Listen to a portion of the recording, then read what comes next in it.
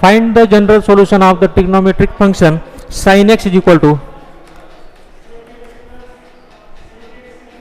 sin of x plus pi by 5 equal to 0. Sin of x plus pi by 5 equal to 0 हे equation घ्यायचं.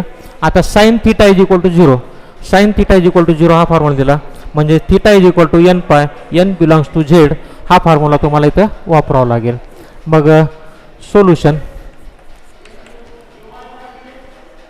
Given that sin of x plus pi by 5 equal to 0. This implies theta is equal to 0. This implies sin theta is equal to हे 0 दिलेलं आहे आपल्याला. sin theta is equal to 0. मग त्यासाठी formula कोणता दिला आपल्याला?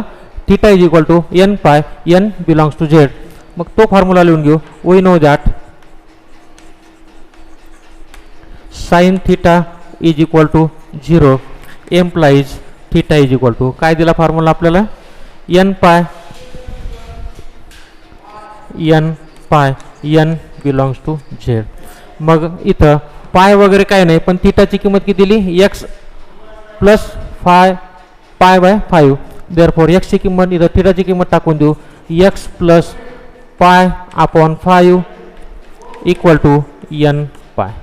जी किंमत थीटाची दिली ती किंमत इथं टाकून दिली. आपल्याला पाहिजे उत्तर काय? x ची किंमत फक्त पाहिजे. मग x ला इकडे ठेवा, बाकी तिकडे घेऊन जा. काय होईल?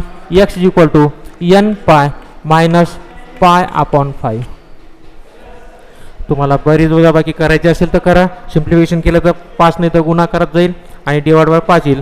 नाही लिहिलं तरी चालते. Where n belongs to z, where n belongs to z एवढंच लिहायचं. म्हणजे जर इक्वल टू 0 दिला असेल तर सोपं आहे. सरळ सरळ थीटा इज इक्वल टू जो काय फॉर्म्युला दिला तो फॉर्म्युला घ्यायचा, उत्तर लिहायचं. सिम्प्लिफिकेशन होत असेल तर सिम्प्लिफाय करायचं, नसेल तर सोडून द्यायचं. जे काय उत्तर येईल ते उत्तर. म्हणजे हे काय झालं? is the general solution of the given trigonometric function. is the general solution of the given trigonometric function. हे झालं साइनचं. तसंच तुम्हाला कॉसचं घेता येते, तसंच तुम्हाला टॅनचं घेता येते. आपण एखादा तर कॉसचं घेऊन बघू काय होईल ते बघूया. cos of 4x is equal to 0. cos of 4x is equal to 0 असं जर उदाहरण घेतलं म्हणजे cos theta is equal to 0. cos theta is equal to formula आपला हा आहे. या फॉर्म्युल्यामध्ये त्याला ॲडजस्ट करायचं. मग given that cos 4x is equal to 0 हे दिलं आहे. म्हणजे याचा अर्थ काय झाला? cos theta is equal to 0. मग cos theta is equal to 0 दिला असेल तर तुम्हाला हा फॉर्म्युला वापरायचा. मग तो फॉर्म्युला वापरा. we know that cos theta is equal to 0. this implies theta is equal to किती दिला? theta is equal to 2n plus 1 2n plus 1 into pi by 2 n belongs to z. इथं काय alpha दिला नाही, बाकी काही दिलं नाही, फक्त थीटाचा अननोन आहे. n नोन आहे, पाय बाय 2 नोन आहे, 1 नोन आहे. अननोन इथं काहीच नाही, फक्त थीटा आहे. आणि थीटा तुम्हाला किती दिला? इथं 4x दिला. म्हणजे याचा अर्थ काय झाला? थीटाची किंमत इथं टाकून द्या. 4x is equal to 2n plus 1 into pi by 2 n belongs to z. हे झालं 4x ची किंमत. आपल्याला किती पाहिजे? x चीच किंमत पाहिजे. मग x बरोबर काय करायचं? हा 4 इकडं डिवाइड घेतला म्हणजे काय झालं? पाय बाय 8 झाला. Therefore x is equal to 2n plus 1 into pi by 8. 4 आणि हे 2 हे किती झाले? 8 झाले. ते 8 लिहिले. Where n belongs to z. हे काय झालं? जनरल सोल्युशन कशाचं? cos of 4x is equal to 0चं. म्हणजे cos of 4x is equal to 0 जर दिला असेल तर x is equal to 2n plus 1 into pi by 8 n belongs to z is the general solution of the given trigonometric function. या ठिकाणी मात्र आपल्याला या टेबलचा काही उपयोग नाही आहे, कारण आपल्याला ती किंमत कशाची आहे काय काही बघायची गरज नाही. फक्त सूत्र दिलं, सूत्रानुसार किमती टाकल्या आणि इक्वल टू 0 दिलं.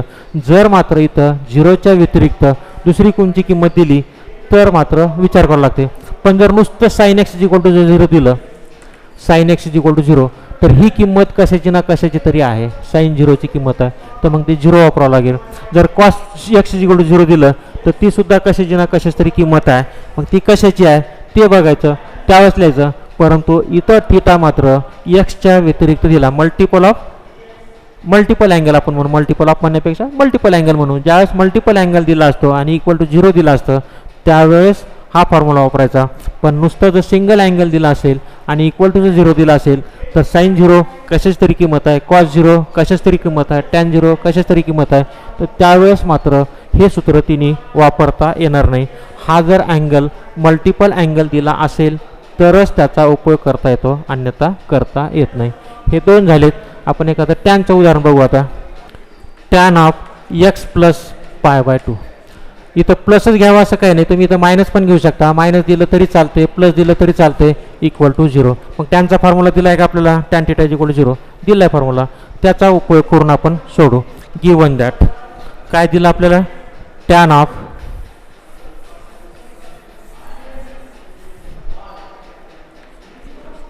Of x minus pi by two equal to zero. This implies theta is equal to x minus pi by two, x minus pi by two थिटाची किंमत झाली. पण आपल्याला दिलं आहे काय, tan theta is equal to zero. याचं सूत्र माहीत आहे का, माहीत आहे. मग काय ते लिहून घेऊ आपण. वी नो दॅट काय सूत्र दिलं आपल्याला, tan theta is equal to zero implies theta is equal to काय दिलं formula, theta is equal to n pi. म्हणजे साईनचा आणि टॅनचा दोन्ही फॉर्म्युले इथं सारखे आहे. जर तुम्ही इथं साईन आणि टॅन एवढं म्हणून जरी लिहिलं तरी तुम्हाला ते एकच चालते, दोन्ही सूत्र लिहिण्याची गरज नाही, एक लिहिलं तर चालते.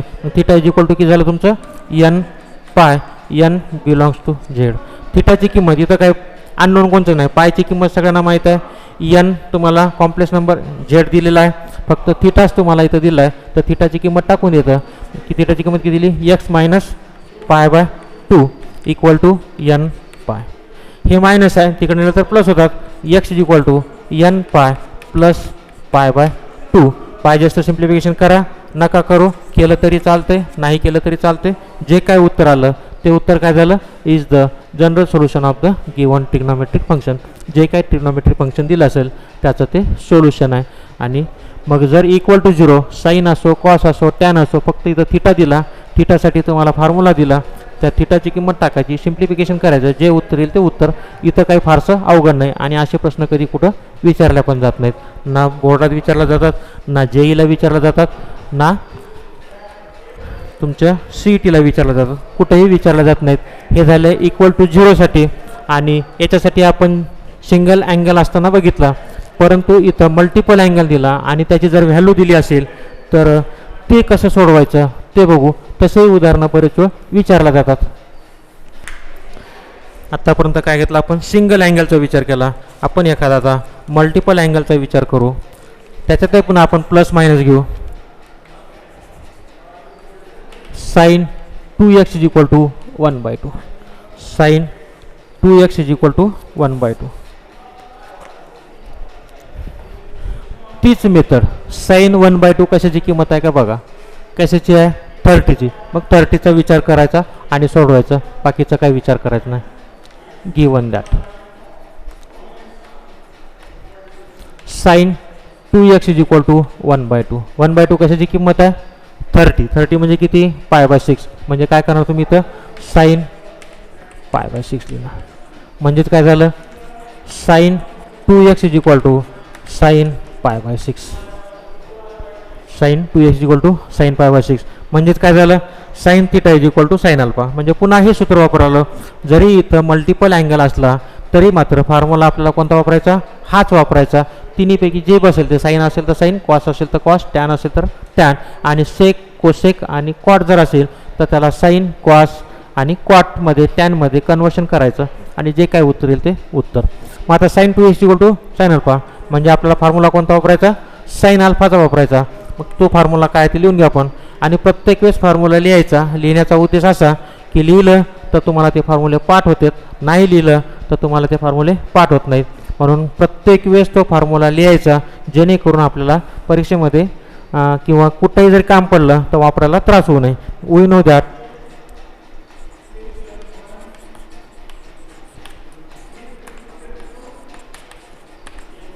Sine theta is equal to sine alpha. काय फॉर्म्युला आपला? This implies theta is equal to n pi plus -1 to the power n into alpha n belongs to z. पुन्हा फॉर्म्युला चेक करून घ्या. Sine theta is equal to sine alpha, theta is equal to n pi, theta is equal to n pi plus -1 to the power n into alpha n belongs to Z. बरोबर. मग आता थिटाची किंमत इथं तुमची double angle दिला तर थिटाची किंमत 2x घ्यायची आणि अल्फाची किंमत किती दिली? π/6 दिली. But here theta is equal to 2x and alpha is equal to π/6. Put this value in this equation, we get the general solution of the given trigonometric equation. Therefore, x is equal to x घेण्याच्या ऐवजी तुम्हाला किती घ्यावं लागेल? तर 2x घ्यावं लागेल, कारण आपण थिटाची किंमत किती घेतली? 2x. मग इथं x च्या ऐवजी आपण किती घेणार? 2x घेणार. 2x is equal to n pi plus -1 to the power n into alpha. Alpha म्हणजे किती? π/6. n belongs to Z. n belongs to Z. आपल्याला काय पाहिजे? सिंगल x पाहिजे. मग x पाहिजे असेल तर हे दोन नकोत, ते दोन काय करणार तुम्ही इकडं डिनॉमिनेटरमध्ये घेणार. म्हणजेच काय झालं? x is equal to n pi plus -1 to the power n into π/6 n belongs to z whole divided by 2. प्रत्येकाला दोन्ही डिवाइड करा. That is equal to n π/2 plus -1 to the power n into π/12 n belongs to Z. हे दोन इथं आपल्याला प्रत्येक ठिकाणी सिंगलची value काढायची. याच्या अगोदरच्या मध्ये आपल्याला फक्त सिंगल अँगल दिलता, इथं डबल अँगल दिला. डबल अँगल दिल्यामुळं आपल्याला सिंगल अँगलसाठी divide by 2 on both side असं म्हणा, किंवा हे दोन इकडं भागाकारात घ्या, सिम्प्लिफाय करा. जे काय उत्तर येईल ते उत्तर. हे काय झालं आपलं जनरल सोल्युशन. कशाचं? दिलेल्या trigonometric equation. Is the general solution of the given trigonometric function म्हणा, इक्वेशन म्हणा, कारण तुम्हाला इक्वेशनच म्हणून दिलं आहे, तर तुम्ही इक्वेशन म्हणलं तरी चालते, फंक्शन म्हणलं तरी चालते, कोणतंही म्हणा, काही फरक पडत नाही. हे झालं साईनचं, मल्टिपलचं. तसंच तुम्ही कॉसचं घ्या, टॅनचं घ्या, प्लसचं घ्या, मायनसचं घ्या. फॉर्म्युला तोच. मायनस असेल तर कुठल्या क्वाड्रंटमध्ये मायनस आहे, प्लस असेल तर कुठल्या क्वाड्रंटमध्ये प्लस आहे, त्याच्यानुसार ठरवायचं, सोडवायचं, सिम्प्लिफाय करायचं. जे उत्तर येईल ते उत्तर म्हणजे तुमचं जनरल सोल्युशन. आता हे झालं साईनचं. आपण एखादं कॉसचं पण बघू आता.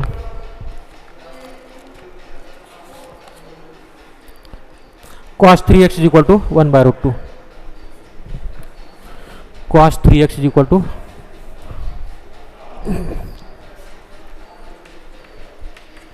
1/√2. cos 3x equal to 1/√2. cos 3x is equal to 1/√2 घेतलं. 1/√2 कॉसची कशाची किंमत आहे का बघा. 1/√2 कॉस मध्ये 1/√2 कशाची आहे? 45. 45 म्हणजे किती? π/4. π/4 ची किंमत इथं घ्यायची. Given that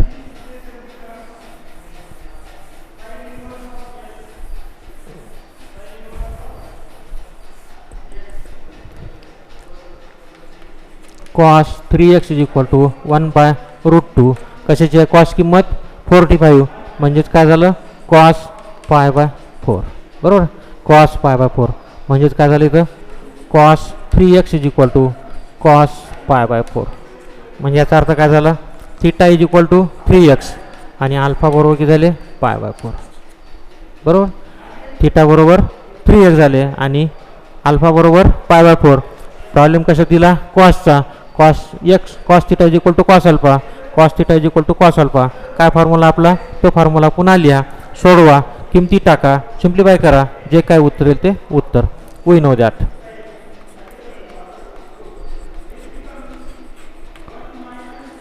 cos theta is equal to cos alpha implies theta is equal to काय दिला फॉर्म्युला आपल्याला? theta is equal to 2n pi plus और minus alpha n belongs to z. cos theta is equal to cos alpha असेल तर formula काय दिला? 2n pi plus और minus alpha n belongs to z. मग इथं थिटाची किंमत किती दिली? 3x. अल्फाची किंमत किती दिली? π/4. बाकी कशाच्या किमती नाहीत. दोनच किमती टाकायच्यात. ह्या दोन्ही किमती या समीकरणामध्ये टाका, सोडवा. काय तिथं बघा, this theta is equal to 3x equal to 2n pi plus और minus alpha means pi by 4. n belongs to Z. n belongs to Z प्रत्येक ठिकाणी लिहा. नाही लिहिलं परीक्षेमध्ये जर तुम्ही लिहिलं आणि तुमचा जर पेपर हायर केसेसमध्ये असेल तर त्या ठिकाणी तुमचे मार्क्स काटले जातात. किंवा तुम्ही जर एखाद्या वेळेस CETच्या किंवा JEEच्या कुठल्याही परीक्षेमध्ये लिहिलं आणि जर तसं नाही लिहिलं तर तिथंसुद्धा तुमचे मार्क्स कटतात. आता CET वगैरे JEEमध्ये MCQज असतात, तिथं लिहायचे काम पडत नाही. पण मात्र याचा विचार करा. एखाद्या वेळेस काय होतं, उत्तर बरोबर देतात, n बिलॉंग्स टू झेड देतील, कधी n बिलॉंग्स टू आर देतील, कधी n बिलॉंग्स टू n देतील. मग नेमकं काय हे तुमच्या लक्षात यावं म्हणून n बिलॉंग्स टू झेड हे प्रत्येक वेळेस लिहित चला. कारण n बिलॉंग्स टू झेड असेल तरच ते उत्तर बरोबर आहे. जर तुम्हाला n बिलॉंग्स टू n दिलं तर ते चुकीचं आहे. n बिलॉंग्स टू आर दिलं तर तेही सुद्धा चुकीचं आहे. म्हणून ह्या गोष्टी सवयीसाठी असतात. सवय असली म्हणजे आपल्याला लक्षात राहतं, सवय नसली तर मग ते चुकतं. मग चुकू नये म्हणून आपल्याला ह्या सगळ्या गोष्टी कंपल्सरी लिहिणं गरजेचं आहे. म्हणून प्रत्येक वेळेस लिहायचं. ठीक आहे, आपल्याला थीटा बरोबर एवढं मिळालं. आपल्याला पाहिजे फक्त एक्सची किंमत. मी इथं 3x आहे तर 3 इकडं डिवाईड करा. काय होईल बघा, x is equal to 2n pi upon 3 plus और minus pi upon 4 divided by 1/3. n belongs to z into 1/3 असं म्हणा पाहिजे. तर 2n पाय अपॉन 3 प्लस और minus pi upon 12 n belongs to z. 2n pi upon 3 plus और minus pi upon 10 n belongs to Z. हे काय झालं, is the general solution of the given trigonometric equation. General solution of the given trigonometric equation. पहिलं साईनचं झालं, आता एक कॉसचं झालं. आता आपण एक टॅनचं बघू. टॅनचं उदाहरणामध्ये काय करायचं ते बघू. पुन्हा टॅनमध्ये किंवा साईनमध्ये किंवा कॉसमध्ये पुन्हा मायनसचे उदाहरण बघू. मायनस असेल तर कसं सोडवायचं तेही बघू. Tan 2x upon 3 equal to √3. Tan 2x upon 3 equal to √3.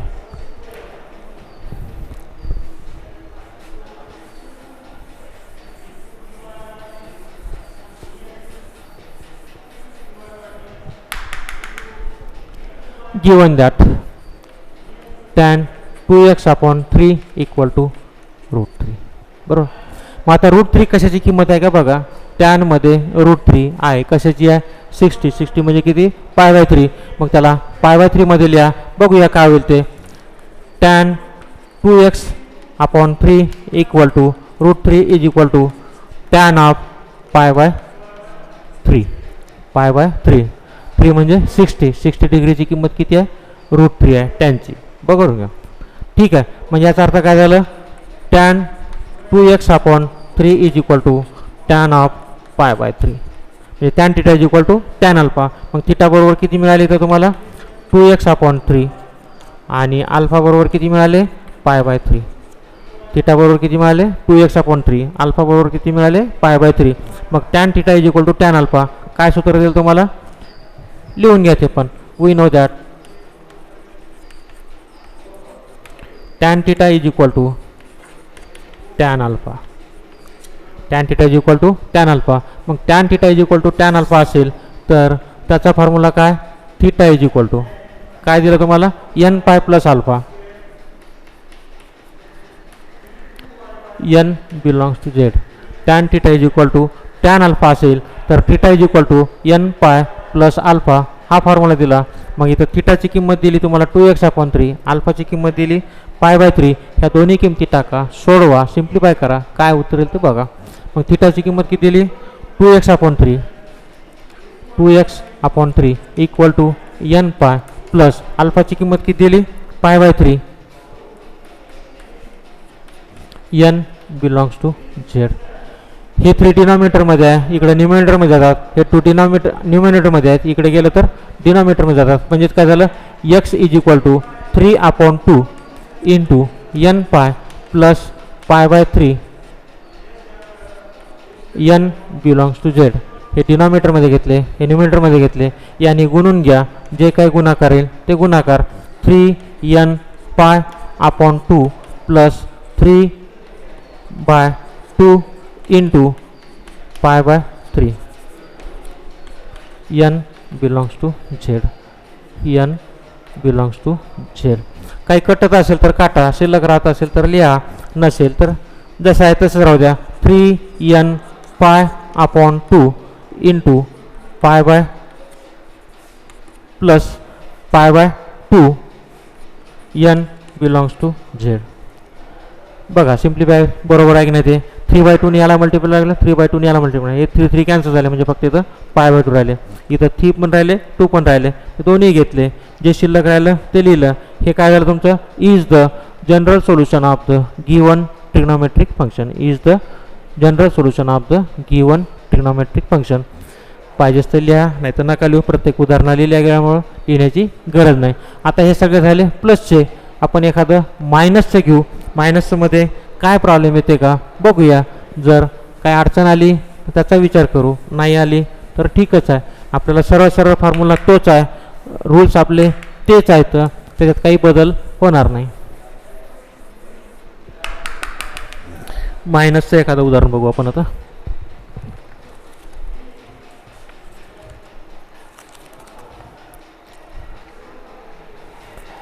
cot 4x cot 4x is equal to -1. हे एक्झाम्पल दिलं. cot 4x is equal to -1. Given that cot 4x is equal to -1. पण आपल्याला कॉटचं सूत्र याच्यात कशातच दिलं नाही, म्हणून कॉटला टॅनमध्ये कन्वर्ट करायचं. म्हणजेच 1/tan 4x is equal to -1.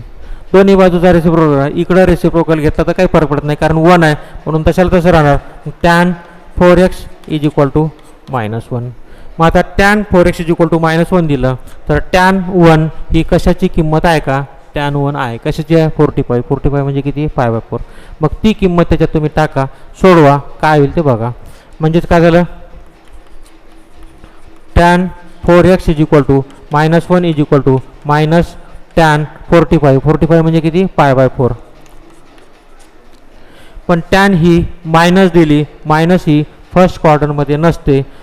मग कुठल्या क्वार्टरमध्ये आहे? सेकंड क्वार्टरमध्ये. tan हा निगेटिव्ह आहे म्हणून आपल्याला tan of 4x is equal to tan of second क्वार्टरमध्ये आपण पाय मायनस थिटा घेत असतो. थिटा म्हणजेच 5/4. Pi minus 5/4. सिम्प्लिफाय करा त्याला. काय ते? tan of 4 minus pi upon 4 म्हणजेच किती झाले?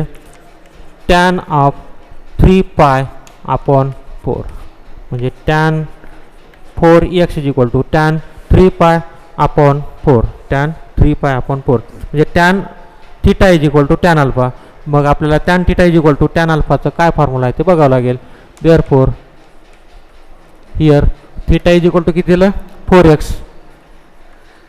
अल्फा बरोबर किती दिलं? 3 we know that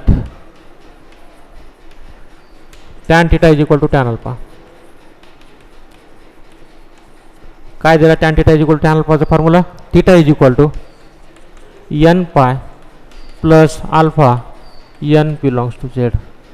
theta is equal to n pi plus alpha n belongs to z हा फॉर्म्युला दिला. मग थिटाची किंमत किती दिली तुम्हाला इथं? 4x. थिटाची किंमत किती दिली? 4x. आणि अल्फाची किंमत किती दिली? 3 ह्या दोन्ही किमती या समीकरणामध्ये टाका, सोडवा. काय तिथे बघा. थिटाची किंमत 4x ही 4x equal to n pi plus अल्फाची किंमत किती दिली? 3 upon 4 n belongs to Z. आपल्याला पाहिजे काय? सिंगल x पाहिजे. इथं 4x आहे. मग हा 4 इकडे नको, मग तिकडे घेऊन गेलो. काय होईल? x is equal to n upon 4 प्लस 3 upon 16 n belongs to Z. हे 4ने इथं डिवाइड केलं, इथं झाले. हे 4 इथं मल्टिप्लायमध्ये दिलं, 16 झाले. n बिलॉंग्स टू झेड म्हणजे x is equal to n upon 4 plus 3 pi upon 16 n belongs to z is the solution of the given trigonometric equation cot 4x is equal to -1. cot 4x is equal to -1. हे झालं minus एक उदाहरण झालं. अजून एखादा मायनसचं उदाहरण बघू, काय येईल ते बघू आपण. cosec of 3x, cosec of 3x is equal to -2/3. cosec of 3x is equal to -2 upon √3, -2 upon √3. कोसेक्सचा formula तर आपल्याला दिलेला नाही. कोसेक्सची किंमत आपल्याला त्याच्यात सूत्रामध्ये आपण तिथे घेतले नाहीत. म्हणजे कोसेक्सच्या ऐवजी आपल्याला टॅन किंवा साईन किंवा कॉसमध्ये जर कन्वर्शन करता येत असेल तर करून घ्यायचं. मग आपण कोसेक्सला जर साईनमध्ये कन्वर्शन करतो म्हणलं तर 1 upon sine 3x is equal to किती -2 अपॉन √3. बरोबर. मग आता साईन पाहिजे, हा डिनॉमिनेटरमध्ये आहे, आपल्याला सगळ्या किमती न्यूमिनेटरच्या दिल्यात. मग याचा रेसिप्रोकल घ्या, याचा रेसिप्रोकल घेतल्यामुळं याचा रेसिप्रोकल घ्या. मग काय झालं sine 3x is equal to -√3 upon 2. मग साईनची कशाची किंमत √3/2 आहे का? साईन कशाची किंमत √3/2 आहे 60ची. 60 म्हणजे किती π/3. मग ती π/3ची किंमत इथं टाकून द्या आणि सोडवा, काय होईल ते बघूया. Sine 3x is equal to -√3/2 is equal to sine 60. 60 म्हणजे किती π/3. 60 म्हणजे किती π/3. परंतु हा साईन इथं मायनस दिला. मायनस हा फर्स्ट क्वाड्रंटमध्ये नाही, सेकंड क्वाड्रंटमध्ये नाही, आहे कुठं तर थर्ड क्वाड्रंटमध्ये किंवा फोर्थ क्वाड्रंटमध्ये. पण पहिल्यांदा जिथं आहे तिथंच त्याचा विचार करायचा, दुसऱ्याचा विचार करायचा नाही. मग थर्ड क्वाड्रंटमध्ये हा साईन निगेटिव्ह आहे. मग थर्ड क्वाड्रंटमध्ये तो अँगल किती असेल या किमतीसाठी याचा विचार करायचा. Therefore sine 3x is equal to -√3/2 equal to sine of third क्वाड्रंटमध्ये म्हटल्यानंतर पाय प्लस घेतो आपण, म्हणून पाय प्लस π/3, पाय प्लस π/3. थर्ड क्वाड्रंटमध्ये साईन हा निगेटिव्ह आहे, सेकंड क्वाड्रंटमध्ये साईन हा पॉझिटिव्ह आहे, फर्स्ट क्वाड्रंटमध्ये पॉझिटिव्ह आहे. पहिल्यांदा निगेटिव्ह हा थर्ड क्वाड्रंटमध्ये येतो, म्हणून थर्ड क्वाड्रंटचा विचार केला. मग पाय प्लस π/3 झाले. म्हणजेच काय झालं sine 3x is equal to sine of 3π plus pi म्हणजे 4π/3. म्हणजे याचा अर्थ काय झाला theta is equal to 3x, alpha is equal to 4π/3, alpha is equal to 4π/3. ह्या दोन गोष्टी मिळाल्या. मग sine theta is equal to sine alpha, sine theta is equal to sine अल्फाचं सूत्र काय ते लिहा आणि किमती टाका. We know that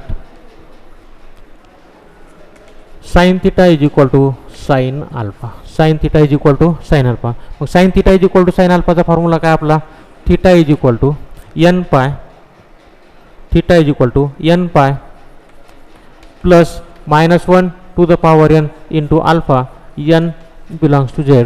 sine theta is equal to sine अल्फाचा formula theta is equal to n π plus -1 to the power n into alpha n belongs to z. इथं थीटाची किंमत तुम्हाला टाकता येते, अल्फाची किंमत टाकता येते. दोन्ही किमती तुमच्या जो आहेत दोन्ही किमती तिथं टाका, सोडवा, बघा काय मिळते ते. Therefore theta is equal to 3x equal to n π plus -1 to the power n into alpha, alpha is equal to 4π/3, 4π/3 n belongs to z. आपल्याला पाहिजे एक्सची value. Therefore x is equal to 3ने डिवाइड करा सगळीकडं, 4π/3 plus -1 to the power n into 4π/3 into 3 n belongs to z, n belongs to z. इथं 3 divide केलं, इथं 3 divide केलं, इथं 3 डिवाइड केलं, डिवाइड करून जे काय आलं ते लिहिलं. That is equal to 4π/3 plus -1 to the power n into 4π/9 n belongs to z. Again we say that is the general solution of the given trigonometric equation function. जे काही तुम्हाला म्हणायचं असेल ते म्हणा. ते रिझल्ट मात्र लिहायला विसरायचं नाही. जर बोर्डाची परीक्षा असेल आणि CETची परीक्षा असेल तर त्याचं उत्तर तुम्हाला एवढं मिळतं, तर त्या हिशोबानं बघायचं. पण n बिलॉंग्स टू z बघा, एखाद्या वेळेस एन बिलॉंग्स टू आर देतील, एन बिलॉंग्स टू आय देतील, एन बिलॉंग्स टू डब्ल्यू देतील, काय देतील याचं सांगता येत नाही. म्हणून आपल्याला फक्त एवढंच लक्षात ठेवायचं की एन बिलॉंग्स टू झेड असेल तर ते उत्तर बरोबर आहे. आणि तसं पाहायला सोपं जातं, मग उत्तर बघायची सुद्धा गरज नाही जर बाकीच्या गोष्टी दिल्या असतील तर. पण एन बिलॉंग्स टू झेडच्या जर 2 किमती दिल्या असतील तर मात्र सोडवावं लागेल. मग त्या पद्धतीनं सोडवायचं, बघायचं आणि काय असेल बघा, is the general solution of the given trigonometric equation. हे मायनसचे 2 उदाहरण झाले. अजून एखादा मायनस असे का बघू, नसेल तर दुसरं एखादं घेऊ अजून. हे सिंगल अँगल किंवा मल्टिपल अँगल याचे फॉर्म्युले झाले. जर एखाद्या स्क्वेअरमध्ये जर एखादा प्रॉब्लेम आला तर स्क्वेअरचा फॉर्म्युला काय ते पण आपण बघून घेऊ. एखादून उदाहरणं तसेच सोडू. 1 sine square theta equal to sine square alpha. This implies theta is equal to n pi plus और minus alpha. n pi plus और minus alpha. n belongs to z.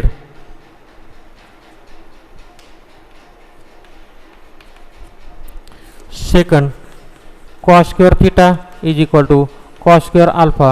This implies theta is equal to cos square theta is equal to cos square alpha. Theta is equal to n pi plus or minus alpha. n belongs to z. n pi plus or minus alpha. n pi plus or minus alpha. आणि tan square theta is equal to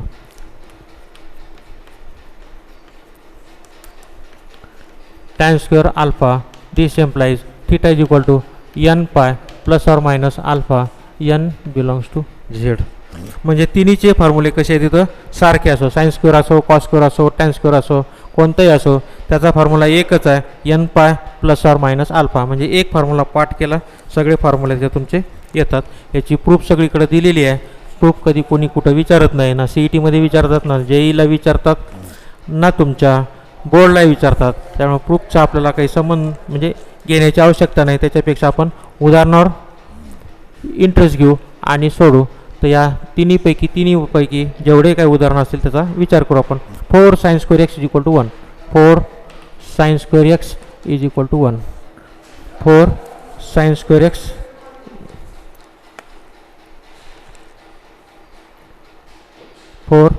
sign square x minus 3 equal to 0. 4 sin square x minus 3 equal to 0.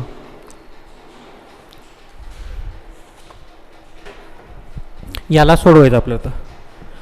Problem याच पद्धतीने सोडवायचा, त्याबद्दल काहीच करायचं नाही. फक्त आपल्याला साइन स्क्वेअर इथं दिल्यामुळे स्क्वेअरच्या फॉर्ममध्ये आणायचं एवढंच एक फक्त बघायचं. मग आता 4 sin square minus 3 equal to 0 असेल तर 4 sine square x is equal to 3. हे -3 तिकडे नेले. हे 4 इथं येतं तर 4 याला डिवाइड घ्या. म्हणजे sine square x equal to 3/4.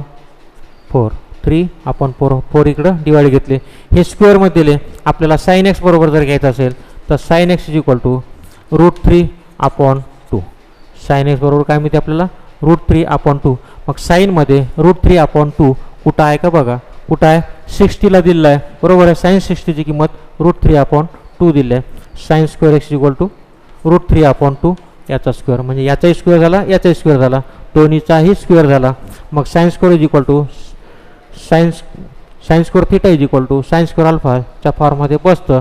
पण √3/2 कशाचा स्क्वेअर आपला 60चा आहे. मग आपण तिथं 60 लिहून टाकू. Sine square alpha is equal to sine π/3 bracket square.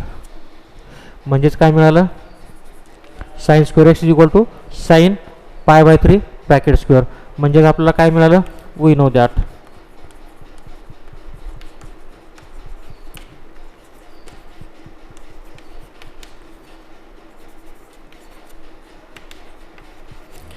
Sign square x equal to sine square alpha.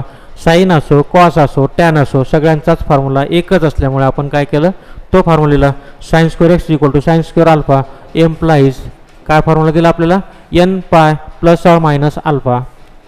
Theta is equal to n pi plus और minus alpha. n belongs to z. इथं नाही लिहिला तरी चालतो, लिहिला तरी चालतो, काही प्रॉब्लेम नाही. मग एन पाय प्लस अल्फा, थिटाची किंमत किती दिली तुम्हाला इथं एक्स, मग एक्स घ्या.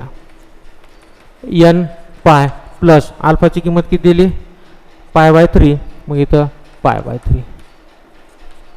N belongs to z. X is equal to n pi plus pi by 3 z n belongs to z. Sine square असो, कॉस स्क्वेअर असो, टॅन स्क्वेअर असो, फॉर्म्युला तोच, पद्धत तीच, फक्त इथं स्क्वेअर असल्यामुळं हा कशाचा स्क्वेअर होतो एवढं बघायचं. आणि ज्याचा स्क्वेअर आहे ती किंमत त्या टेबलमध्ये आहे का बघा, टेबलमध्ये असेल तर कोणत्या व्हॅल्यूसाठी दिली ते बघा, त्याची किंमत लिहा, त्याला अल्फा म्हणून घ्या आणि सूत्रामध्ये लिहा जे काय उत्तर येईल ते उत्तर. म्हणजेच काय झालं, is the general solution of the given trigonometric equation. हे एक झालं. दुसरं उदाहरण बघू आपण अजून.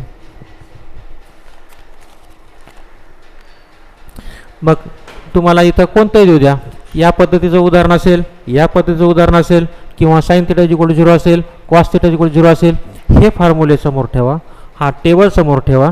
या टेबलवरून तुम्ही फक्त कन्फर्म करा की आपल्याला कोणती किंमत पाहिजे, साईनची पाहिजे का कॉसची पाहिजे का टॅनची पाहिजे. जी किंमत पाहिजे ती किंमत त्या टेबलमध्ये बघा, ती कशाची किंमत आहे बघा, पुन्हा प्लस आहे का मायनस आहे बघा. प्लस असेल तर प्लस कोणत्या क्वाड्रंटमध्ये आहे, मायनस असेल तर कोणत्या क्वाड्रंटमध्ये आहे, ज्या क्वाड्रंटमध्ये असेल त्या क्वाड्रंटमधला विचार करा. पहिल्या क्वाड्रंटमध्ये असेल तर काहीच विचार करायची गरज नाही. दुसऱ्या क्वाड्रंटमध्ये असेल तर पाय मायनस थिटा घ्यायचं. थर्ड क्वाड्रंटमध्ये असेल तर पाय प्लस 4 थिटा घ्यायचं. आणि फोर्थ क्वाड्रंटमध्ये असेल तर 2 पाय मायनस थिटा घ्यायचं. एवढं घ्यायचं, सोडवायचं, जे काही उत्तर येईल ते उत्तर, बस. बाकी काही विचार करायची आपल्याला गरज नाही. या सगळ्या जर गोष्टी तुमच्यासमोर ठेवला तर प्रॉब्लेम कसाही विचारू द्या, काहीही विचारू द्या, कितीही विचारू द्या, काहीच फरक पडणार नाही. फक्त हे सूत्र तुम्हाला पाठ करायचे. बाकी 11वीचे अलाइट्स अँगल असो, तुमचं ट्रिग्नोमेट्रीचे सूत्र असो, कुठलंही सूत्र पाठ करू नका. जे मी पहिल्या दिवशी सांगितलं त्याचा विचार करा, त्याच्यानुसार ठरवा आणि त्याच्यानुसार किमती टाका आणि सोडवा. कुठलीच अडचण येणार नाही.